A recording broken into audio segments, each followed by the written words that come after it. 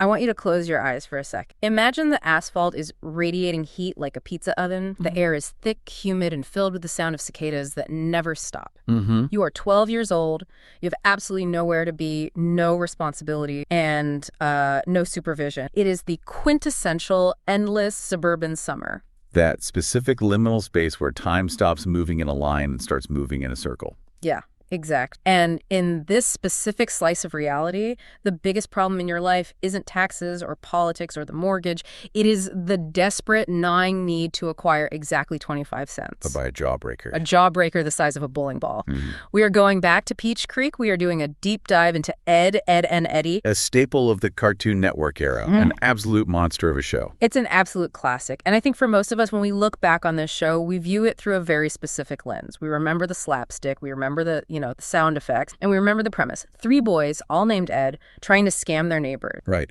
The cultural consensus is that the Eds were con artists. They were the bad boys of the cul-de-sac. That's how we all remember them. But recently, I fell down a rabbit hole. I found a massive breakdown by a YouTube analyst named Colby2D, and he poses a question that completely flips the script on how we should watch. Which is? Were the Eds actually criminal, or were they just misunderstood, undercapitalized entrepreneurs? It sounds like a semantic difference, but when you actually look at the data, and we have a lot of data today, it changes the genre of the show. It stops being a sitcom and starts being like a tragedy about failed startup. So here is our mission for this deep dive. We are going to adjudicate the Eds' entire business portfolio. We are taking the first 3 seasons, episode by episode, and we're putting every single scheme on trial. Okay, so we need to define our terms first, right? Yeah. If we are acting as the judge and jury, what are the charges? What are we looking for? We are categorizing their activities into 2 buckets. Bucket number 1, the scam. Okay, let's get technical here.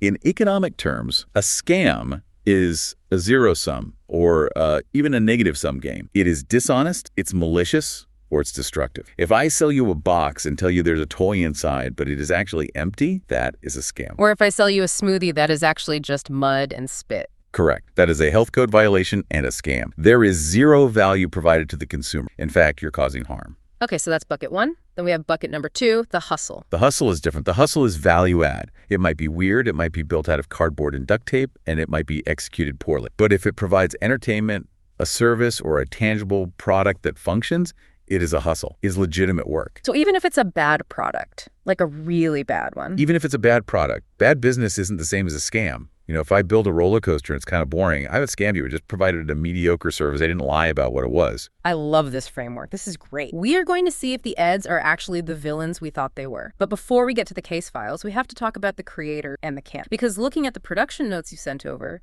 Ed and Eddy was a massive outlier in the animation world at the time. It really was. Yeah. You have to understand the context of, the late 90s. Cartoon Network was dominating, but almost everything was coming out of the Hollywood machine. You had Hanna-Barbera, you had these big studios in Los Angeles. The pipelines were very polished, very corporate. And then comes Ed and Eddy, which looks greasy in a good way. And that's the point. It was the first Cartoon Network show produced by an independent studio, a place called AKA Cartoon. And they weren't in LA. No, they were in Vancouver, Canada. And that geographical separation is actually crucial to the show's DNA. It feels different because it was different. How so? What did that do for the show? Well, the creator, Danny Antonucci, he grew up in Toronto. He wasn't part of that California animation bubble. He wanted the show to feel different. He didn't want it to look slick or like clean and made by a computer. It definitely has a specific look. It looks vibrating, like the whole world is caffeine. That is a technique called boiling lines. It's an old school animation. Boiling lines. Okay, explain that to the listener who isn't an animator. What is that? So in most cartoons, if a character is standing still, they are a static image. They are frozen until they walk or talk. It saves time, saves money. Antonucci hated that. He wanted the energy to be constant. So even when Ed is just standing there staring at a butterfly, the outline of his body is squiggling. It's vibrating. Because they drew the same frame, 3 times? Exactly. They trace the same drawing 3 times, slightly imperfectly, and then they loop those 3 frames. It creates this constant nervous boiling effect. It makes the show feel kinetic, anxious, and alive. It really does feel like the heat of summer. It really does feel like the air. You can feel the coming off the asphalt. And the characters themselves, I was reading through the source material, they aren't just random archetypes, are they? They're based on real people from Ant's childhood. Almost one-to-one. He basically just took his memories of the kids on his block and turned them into cartoon characters. Let's talk about Rolf, because as a kid, I just thought he was a weird foreign. That was the joke. But looking back, there is so much more going on there. Oh, absolutely. Rolf is the son of a shepherd. He represents the immigrant experience. Antonucci was a first-generation Italian immigrant in Canada. He knew what it was like to bring weird food to school. He knew what it was like to have parents who followed old-world customs that made zero sense to the Canadian neighbor. So Rolf is that experience dialed up in. Precisely. The livestock in the backyard, the curing of meats in the shed, the idioms like confess to your crimes, stale end piece of white bread. It's a caricature, but it comes from a place of genuine memory and affection. And then Jimmy, the kid with the giant retainer. Jimmy is based on a cousin of Antonucci. He described him as delicate. He was the kid who felt safer hanging out with the girls, Sarah and Nazi, than getting pummeled by the boys in the cul-de-sac. He was always trying to avoid trouble. Which is smart in that neighborhood. Very smart. And of course, Johnny Two-By, kid who talks to the loner. Antonucci had a friend who dragged a blanket everywhere. But since Linus from Peanuts had already cornered the market on security blankets, they needed a pivot. You can't just do the blanket thing again. No, it's taken. So the story goes, they look around the animation studio, saw a piece of wood, drew a smiley face on it, and Plank was born. It's amazing how a potential copyright issue led to one of the best and, frankly, most mysterious characters in the show. But we'll get to Plank's century. Oh, we will. I want to set the stage for the world itself. One thing the source material points out is the physics sac. It operates on what it calls selective strength. Right. And this is important for understanding the scam. The characters have Looney Tunes durability, but they exist in a sitcom world. Generally, they are weak kids. But if the plot demands it, if they are angry or motivated by job breakers, they can lift a house. Literally lift a house off its foundation. Yes. Ed can uproot a tree with his bare hand. It's completely inconsistent, but it allows for the scale of construction that we see later. It's the only reason their schemes can get so elaborate. And the other key element is the absence of adults. They are essentially ghosts. We see sticky notes from parents, we see silhouette, but we never, ever. It creates this power vacuum. The cul-de-sac is a Lord of the Flies-late environment. There is no regulatory body, no one to... No HOA, no police. Which is the perfect environment for unregulated, predatory capital. Exactly, the perfect petri dish. Okay, let's jump into the data. We are starting with... The source calls this the rough... The animation was a bit cruder, the voices were a little different, and the Eds were meaner. They were much meaner. If we look at the scorecard provided by Colby 2D for Season 1, the stats are very telling. We have 12 scams versus only 8 hustles. So the majority of their business activity was fraudulent.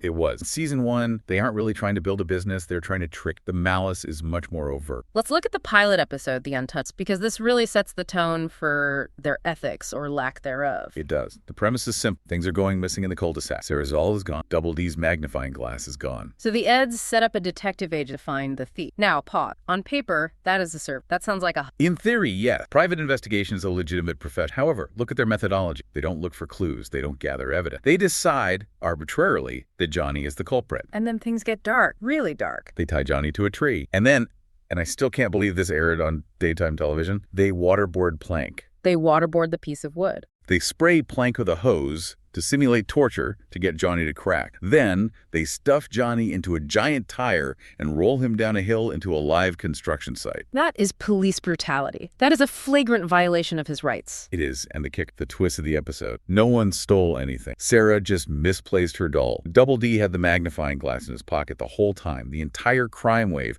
was a fabrication of their own paranoia. So they tortured an innocent kid for a crime that didn't even happen. Verdict, scam. Guilty. Malicious scam, grade A felon. Then you have Laugh at Laugh. This is the one that sticks in my memory, the ice cream stand. This is the absolute low point of their morale. The neighborhood is empty because everyone has chicken pox. Finally, the kids come outside. They're miserable. They're desperate for a treat. The Eds set up an ice cream stand. A classic summer business model. Can't go wrong. Except they don't have ice cream. They have wads of paper crushed into balls, covered in glue to look like vanilla, with a baseball inside for weight.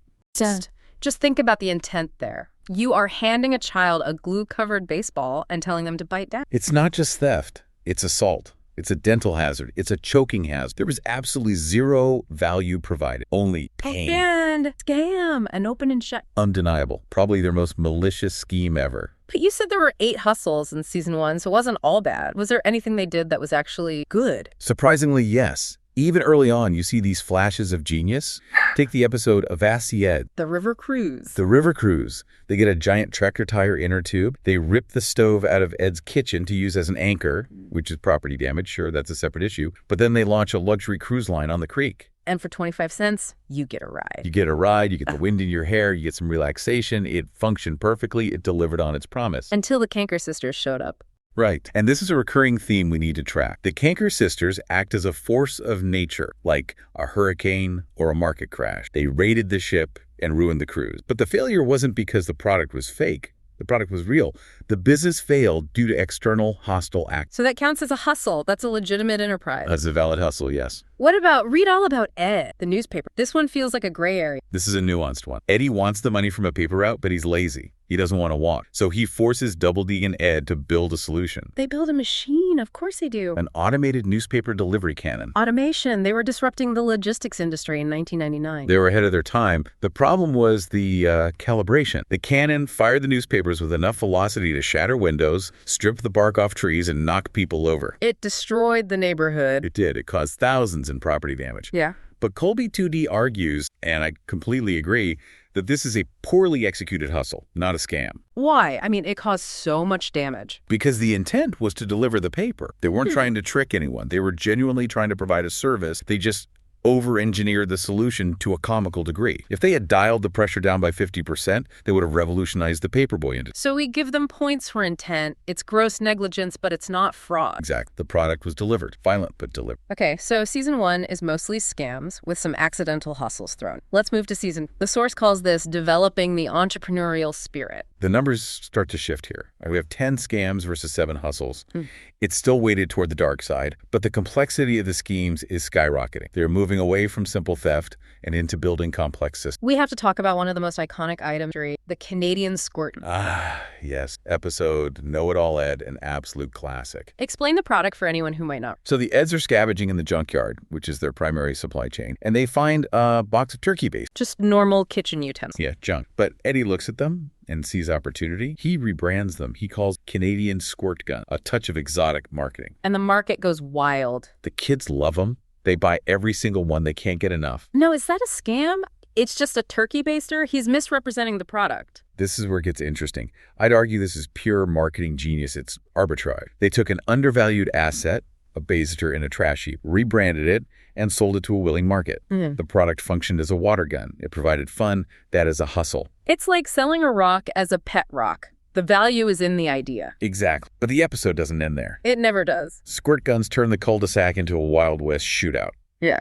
And seeing this chaos, Eddy gets greedy. He pins a star on his chest. He declares himself Marshal Eddy. And that's where it turns. Marshal Eddy starts enforcing arbitrary laws. He charges Sarah a tax for standing on the sidewalk. He confiscates coins for loitering. So he takes a legitimate retail business and pivots into a corrupt police state. It's a protection racket. Exactly. It starts as a hustle, but the abuse of power turns it into a scam. He couldn't just enjoy the success. Season 2 also has some of the most surreal reality-bending episodes. We have to discuss 1 + 1 is Ed. This is the episode that breaks reality. It's a fan favorite because it completely abandons the laws of physics. It's just a fever dream from start to finish. This is the one where Ed eats the sun. Right? He literally reaches up, tears a chunk out of the sun, and eats it. The sky turns dark. And then the scene with Jimmy, I still remember this. It's horrifying. Oh, this is pure existential horror.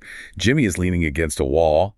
The Eds walk up and peel his black outline off the screen. Like a sticker. They just peel it off. And without his outline, Jimmy just melts. He becomes a puddle of color on the ground because he has no structure, no form. That is terrifying. But look at the economics. What do the Eds do with the outline? They try to sell Jimmy his own outline back to him. Buy your shape back. That's the business model. It's racketeering on a metaphysical level. They created the problem, stealing his physical form, and are now selling the solution. Verdict. I mean, it operates on dream logic, but morally, it's a scam, 100%. But then you have the flip side. You have Urban Ed. This is one of my favorites because of the sheer scale of the construction and the creativity. This is a masterpiece of hustle. The boredom in the cul-de-sac reaches a fever pit. The kids are sick of the suburbs. They want the excitement of the city. So the Eds decide to bring the city to them. They build Edtropolis. They use every cardboard box in the tri-state area. They build skyscrapers, offices, roads. They create a fully immersive urban environment out of trash. And here's the genius part. They create traffic. Yeah, they line the kids up on tricycles and make them sit in a traffic jam. They blow whistles. They create noise pollution. They simulate the stress of city life. And the kids pay for it. They pay to be miserable. They pay to be stressed out. It's the experience economy. It's like people today paying to go to an escape room or a rage room. The Eds identified a desire, the novelty of city life, and they simulated it perfectly. It just shows their engineering prowess. I mean, they built a functional city out of garbage. If they applied that same energy to legitimate construction, they would be property tycoon. But instead, they are chasing quarters. Verdict on Urban Ed. Massive hustle. A triumph of set design and immersive entertainment. Before we leave season 2, I want to touch on Shoe Ed, because this feels like a prelude to some modern predatory tech companies, the whole create the problem, sell the solution model. This is a dark one. It's really cynical. They decide to weaponize Johnny. Weaponize her. Johnny is usually harmless, just kind of there. But the Eds take him aside and coach him. They train him to be the ultimate pest. They teach him to crack his knuckles right in people's ears. They teach him to tell terrible jokes and invade personal space. They turn him into a social weapon, a human nuisance. They unleash super annoying Johnny on the neighborhood. And once everyone is completely miserable, the Eds show up wearing uniforms that say pest control. For a quarter, we'll take him away. It is a protection rack. Nice afternoon you're having. Shame if Johnny ruined it. It's pure extortion. That is straight up organized crime. It is. Verdict, scam. A very calculated and manipulative. Okay, let's move to season 3. The source material calls this the golden era of the hustle. This is the turning point. This is where it gets really interesting. You look at the stats. Something fundamental shifts in their business philosophy. In season 3, we have 8 hustles and only 7 scams. So for the first time, they are legitimate business owners more often than not. They are providing value. And the analyst makes a great point here. In season 3, the Eds are often their own worst enemy. The schemes don't fail because they are fake. They fail because of infighting or bad luck or the canker sisters ruining it. The product itself is usually real. Let's look at will work for Ed, the potato machine. This is the perfect example of their warped priorities. Ed gets a legitimate job. Rolf hires him to peel potatoes on the farm. A simple, honest wage? Good for him. But Ed is. Well, Ed, he can't focus. He's smashing the potatoes. He's a disaster. So Double D and Eddy decided to help. They could have just grabbed a peeler and helped him. They could have, but that's not their style. Instead, they build a machine that takes up the entire barn. It has gears, pulleys, conveyor belts, steam engines. It is a Rube Goldberg nightmare of a machine. Just a slice of potatoes. Just to julienne potatoes. But here's the thing. It works. It processes the potatoes perfectly.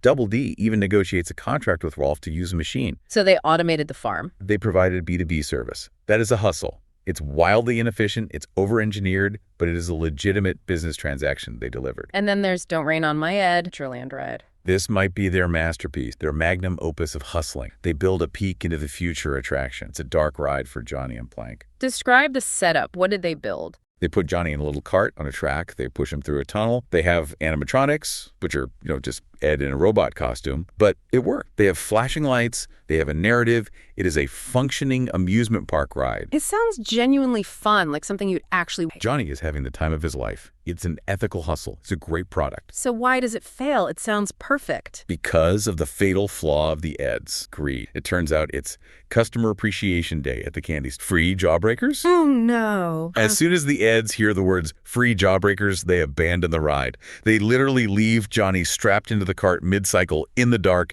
and run to the store. They abandon the client. Gross negligence. Absolutely. Terrible customer service, you bet. But was it a scam? No. The product was real. Their management of the business was the problem. But they still have their scammy moments in season 3. Wish You Were Ed, the homesick episode. This one is painful to watch. It's really mean-spirited. Rolf is depressed. He misses the old country. He's crying. He's wailing. He's genuinely suffering. Well, so the Eds decide to help. No, they decide to capitalize on his grief. They tell him, we can send you back to the old country. But they don't have a plane. Of course not. They take a bunch of junk and dress up an alleyway to look like Rolf's village. Eddy dresses up as a village elder. They create a fake cow. They create a Truman Show scenario to trick Rolf into thinking he has magically transported home. That is just profound, gas. It is. They are charging him for a deception. And even though the set design was incredible, Double D really outdid himself on the prop. The entire premise is a lie built on emotional manipulation. Verdict. Scam. A very... One of their... And finally, for season 3, we have the Rashomon episode, Once Upon an Ed. The unreliable narrator episode. The premise is that the Eds are stuck in a wall. Physically wedged in Johnny's bedroom. And they are explaining to Johnny how they got there. But because each Ed tells the story, we get 3 completely different versions of reality. Let me guess. Eddy makes himself look like a hero. In Eddy's version, he is a king, he is rich, generous, and everyone in the cul-de-sac loves him. He's throwing jawbreakers to the crowd like Mardi Gras beads. Of course, and Double D. In Double D's version, he is the pragmatic voice of reason surrounded by incompetent idiots. He's the victim in a world gone mad. And Ed? Ed's version is a B-movie horror film. The Kanker sisters are giant kaiju monsters, and he is a superhero fighting them to save the world. So we have 3 contradictory stories. Did they actually scam anyone? We don't even know what happened. The analyst takes a judicial approach here, which I love. Because the stories don't match, the testimony is perjury. And in all 3 versions, the story ends with them possessing jawbreakers that didn't belong to them originally. So if the stories don't line up, we have to assume guilt. Guilty until proven innocent. And in Peach Creek, innocence is very, very rare. It's a scam by default of a mistrial. I want to take a pause from the episode-by-episode breakdown to talk about the boys themselves, because the source material goes into some really interesting character deep dives and lore that I think we completely missed. Oh yeah, the lore of Ed and Eddy is surprisingly deep. Yeah. There are all these little running gags and mysteries that build up over the seasons. Let's start with Double D, Ed, with 2D. The hat. We have to talk about the hat. It is the show's greatest mystery. The JFK magic bullet of this unit. He never takes it off, not in the shower, not at the gym, not when sleeping. What is under there? What's the consensus? The show never reveals it, which is genius. The fan theories are wild. Some say it's a terrible haircut, the Ed mullet. Some say he has a scar from a lab accident. Some even theorize it's an alien antenna or a volcano pimple. But there's a specific lore point about dodgeball, right? That's not a theory, that's canon. Yeah, the dodgeball trauma. It's mentioned that at his old school, Double D was so tormented during gym class that he snapped. Snap how? What did he do? He built a dodgeball cannon to retaliate against the bullies. A cannon? Double D, the pacifist, the guy who labels his socks. It suggests that underneath that polite, neurotic, sticky note exterior, Double D is capable of extreme mechanized violence if you push him too far. He is dangerous when cornered. He also labels everything. I remember his room: wall, door, dirt. Yeah, it's heavily coded for OCD, or a specific neurodivergent. He has a frantic need to categorize his reality to feel safe and in control. It makes him the perfect foil for Ed. Because Ed is pure entropy. Ed is chaos incarnate. He is a walking black hole of logic. Let's talk about Ed. Monobro Ed. The source material highlights his appetite, otherworld. He consumes matter, not just food. He eats mattresses, he eats slide projectors, he eats the camera lens in the title sequence. It's like his stomach is a portal to another dimension. But the funniest bit of lore regarding Ed is the stair. My parents took the stairs down because I am grounded. Just think about the logistics of that sentence. It implies one of 2 things. Either his parents are structural engineers who can dismantle and remodel a house in an afternoon as a form of punishment, or they are just as cartoonishly strong as... It adds to this surreal nightmare quality of his home. We never see it, but we know it's weird and probably not. Right. And Ed is also the source of the monster motif. Whenever the Eds need a monster for a movie or a scam, Ed transforms. He puts on a mask and he becomes the creature. He completely dissociates into the role. Then there's Rolf. We touched on him, but the customs are just wild. The badge of honor. Which is... Putting a live eel in your pants. Why? Just why? To prove your manhood, it's never fully explained. Or the sea cucumber balls. Rolf is the grounding element of the show because he actually works. He farms. While the Eds are playing business, Rolf is actually generating agricultural output. He's the only real hustler in the neighborhood. He's running a legitimate farm. In a way, yes. He is the backbone of the Peach Creek economy. And finally, Johnny and... The source poses a question that I found genuinely unsettled. Is Plank sentient? Colby 2D argues yes, and the evidence is it's hard to dismiss. I mean, it's a piece of wood. It has a smiley face drawn in crayon. But look at the footage. Plank appears in places he wasn't carried to. In one episode, Plank is shown driving a city bus. Driving a bus, steering and everything. Steering the wheel, yeah. In another episode, Johnny is tied up, and Plank is the one who initiates the rescue by, tipping over a can of grease. There are shadows that moves when Plank walks off screen. So either Johnny has powerful telekinetic powers that he unconsciously channels through the wood, or the wood is a lie. And honestly, Johnny is terrifying on his own. The source describes him as a berserker. When he is separated from Plank, he goes primal. He tears through the neighborhood like a hurricane. He has superhuman strength. It's always the quiet, or the ones talking to inanimate objects. Indeed, never trust. So we've looked at the seasons, we've looked at the characters. Let's get to the verdict, the canker factor, and the final tally. Okay, looking at seasons 1 through 3 combined, the final score is 29 scam, 23 hustle. So mathematically, they are scammer. The prosecution rests. By a margin of 6 episodes, yes, they lean toward the scam. Yeah. But the trend line is what really matters here. They started as malicious grift. By the end of season 3, they are legitimate hustlers. More than 50% of the time. They are evolving, their business models maturing. And you mentioned the Canker sisters play a huge role. The Canker factor. This is crucial. The analyst notes that at least a dozen schemes didn't fail because the product was bad or fake. They failed because the Canker sisters showed up to harass the Eds or destroy the set. They're like a natural disaster, an act of God. They are the Canker X Mach. They're a random, destructive variable. If the Cankers didn't exist, the Eds might actually be successful business owners. The numbers would probably be flipped. That is a tragedy, a genuine business tragedy. It leads us to the hustle philosophy. What is the takeaway here? The Eds are creative geniuses. They build functional elevators, rocket cars, canals, entire cities out of garbage and duct tape. The engineering skills alone are worth millions. Double D should have multiple patents. Zach, if they applied those skills to legitimate fields, construction, civil engineering, entertainment, they would be billionaires. They could run a Fortune 500 company from that cul-de-sac. But they don't want billions. They want quarters. And that is their fatal flaw. They are terminally short-sighted. They want the quick buck for the jawbreaker now, rather than the long-term success of a sustainable enterprise. They are trapped in the cycle of the hustle. They are the ultimate example of short-term thinking destroying long-term value. It's the pain of social climbing too, isn't it? They just want to be liked. They just want to be part of the group. And they think the only way to do that is to buy their way in with jawbreakers. They don't realize that if they just kept the Edtropolis city running for a week, they'd be the undisputed kings of the cul-de-sac. Which is heartbreaking and hilarious at the same time. That's the magic of the show. Before we go, I want to leave the listener with a provocative thought that came up during... We talked about Planck's and... Yes, the sentient board. And we know Planck is always there. He sits in on the strategy meetings. He witnesses every scam. He sees every single failure. He is the silent observer. He has a front row seat to all the chaos. And we've seen Planck pay for things occasionally. He somehow has money. He's a consumer in this economy. Right. Johnny pulls a quarter out of his wood grain. Is it possible that Planck is the true mastermind? Is the piece of wood pulling the strings of the entire cul-de-sac? Is he manipulating everyone for his own amusement? That is deeply disturbing. Think about it. He never gets in trouble. He never gets grounded. He never gets scammed. He is the only character who always comes out on top, completely unscathed. He is the best poker face in the... Literally. Is Johnny just the puppet and Planck is the puppeteer orchestrating this entire suburban tragic comedy? I am going to need to sit with that thought. I will never look at that smiling piece of wood the same way again. A huge thank you to Colby2D for the incredible analysis that fueled this deep dive. His breakdown of the scam versus hustle economy is just brilliant and changes how you see the show. Go rewatch the show, but this time don't just watch it for the slapstick. Audit them. Keep a ledger. Ask yourself, is this a scam or is this a hustle? You might be surprised by the answer. We'll see you next time.